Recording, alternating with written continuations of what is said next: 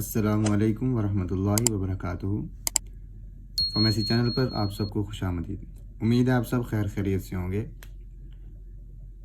Rearrangement reaction हम कर रहे थे तो उनके अंदर एक बहुत ही इंपॉर्टेंट रिएक्शन आता है, क्रॉस कैनिज़ेरो रिएक्शन।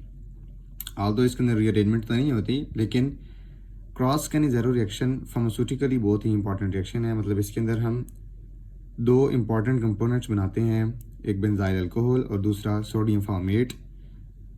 तो स्टार्ट करते हैं। क्रॉस कैनिज़ेरो रिएक्शन क्या होता है? इंट्रोडक्शन। व्हेन एल्डिहाइड, जब एल्डिहाइड एंड अनदर एल्डिहाइड, मतलब एक फॉर्मेल्डिहाइड लेना है और एक दूसरा एल्डिहाइड लेना है। मतलब बेंजीन के साथ वो एल्डिहाइड लगा हुआ हो सकता है, लेकिन शर्त ये है अल्फा हाइड्रोजन की। अल्फा हाइड्रोजन की बहुत ही इंपॉर्टेंट कंडीशन होती है कैनिज़ेरो रिएक्शन के अंदर भी और क्रॉस कैनिज़ेरो रिएक्शन के अंदर भी। ये कंबाइन होंगे दोनों तो क्या होगा जी, जो हम अल्कली यूज़ करेंगे बेस कंसनट्रेटेड फॉर्म में, वो क्या करेगी दूसरे एल्डिहाइड को कि वो रिड्यूस हो जाए अल्कोहल में। मतलब ये जो एल्डिहाइड है, बेंजल्डिहाइड हमने लिया है, ये अल्कोहल में रिड्यूस होगा और ये फॉर्मेल्डिहाइड जो है ये ऑक्सीडाइज हो जाएगा। मतलब oxidation and reduction reaction takes place हुआ है इस क्रॉस कैनिज़ेरो रिएक्शन के अंदर है। और ये सोडियम फॉर्मेट बन गया। लास्ट स्टेप के अंदर हम इसका सोडियम के साथ रिएक्शन करवाते हैं तो ये सोडियम फॉर्मेट बन जाता है। अच्छा, तो जनरल देखते हैं कि बेंजल्डिहाइड लिया हमने रिएक्टेंट्स के अंदर और फॉर्मेल्डिहाइड लिया। बेस हमने कंसनट्रेटेड अल्कली लिए है, सोडियम हाइड्रोक्साइड भी यूज़ कर सकते हैं, पोटाशियम हाइड्रोक्साइड भी यूज़ कर सकते हैं। और बनेंगे हमारे पास प्रोडक्ट बेंजाइल अल्कोहल और सोडियम फॉर्मेट। इसके मैकेनिज्म की तरफ आते हैं। फर्स्ट स्टेप है जी न्यूक्लियोफिलिक अटैक। मैकेनिज्म की तरफ आते हैं। न्यूक्लियोफिलिक अटैक होगा सबसे पहले। मतलब एक एल्डिहाइड जो फॉर्मेल्डिहाइड हमने लिया है उसका अटैक करवाया जाएगा, हाइड्रोक्सिल का अटैक करवाया जाएगा इस कार्बन के ऊपर। जो हमने ऊपर सोडियम हाइड्रोक्साइड बेस यूज़ की है उसका हाइड्रोक्सिल इस कार्बोनाइल कार्बन के ऊपर आके अटैक करेगा। ये पॉजिटिव कार्बन सेंटर है तो ये आके इसके ऊपर अटैक करेगा और इलेक्ट्रॉन की शिफ्ट होगी टुवर्ड द ऑक्सीजन और यहाँ पे एक बॉन्ड बनेगा।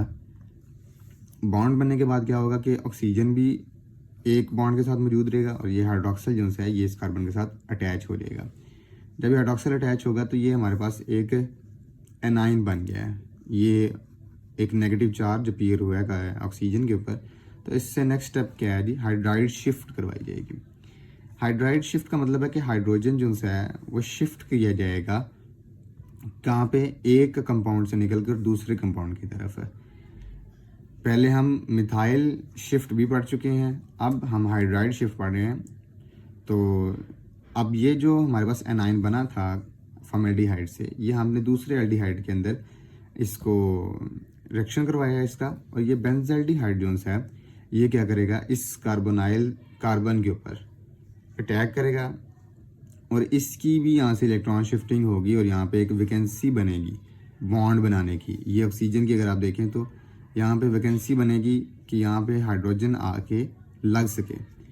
और ये जब ये यहाँ से ऑक्सीजन जो है वो अपना बॉन्ड वापस लेगा, हाइड्राइड शिफ्ट करवाया जाएगा यहाँ पे इस कार्बन की तरफ और यहाँ पे ये हाइड्रोजन तो अटैच हो जाएगा। लेकिन बाद में क्या होगा कि ऑक्सीजन जैसे ही इसे नजर आएगा कि ये हाइड्राइड आयन जो है ये निकल रहा है तो ये फ़ौरन से अपने दूसरा बॉन्ड भी कार्बन के साथ बना लेगा। जब ये दूसरा बॉन्ड अपना कार्बन के साथ बनाएगा तो क्या होगा कि बेंजल्डिहाइड जो है उसके ऊपर अब नेगेटिव चार्ज आ जाएगा और जो हमने एल्डिहाइड बनाया था वो कन्वर्ट हो जाएगा किसके अंदर, कार्बोक्सिलिक एसिड के अंदर। तो आगे देखते हैं। तीसरा स्टेप बहुत ही इंपॉर्टेंट स्टेप है, एसिड बेस रिएक्शन, मतलब साल्ट फॉर्मेशन भी हम इसे कह सकते हैं।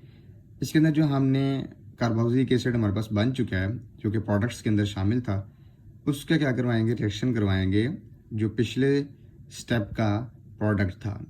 मतलब ये एनाइन जो बना है जिसके साथ बेंजीन रिंग अटैच्ड है। तो अब यहाँ से हाइड्रोक्सिल का जो H है ये रिमूव होगा और जाएगा ऑक्सीजन के पास।